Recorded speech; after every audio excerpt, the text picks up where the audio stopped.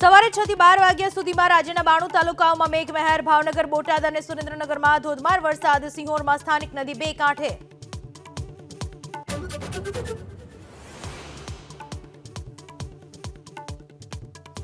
GCAS પોર્ટલમાં વિદ્યાર્થીઓને પડતી તકલીફને લઈને અમદાવાદ, સુરત અને આણંદમાં એબીવીપીનો વિરોધ. સુરતમાં રસ્તો રોકી ચક્કાજામ કરતા એબીવીપીના કાર્યકરોની અટકાયત.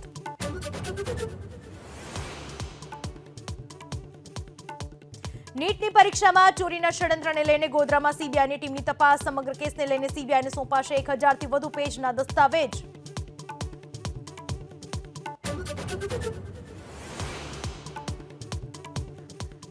કોંગ્રેસના રાજકોટ બંધના એલાનને સમર્થન આપવા શક્તિસિંહ ગોહિલની અપીલ. 25મી જૂને બંધને સહકાર ન આપે તેનો વિડીયો બનાવી ખુલ્લા પાડવા કરી હાકલ.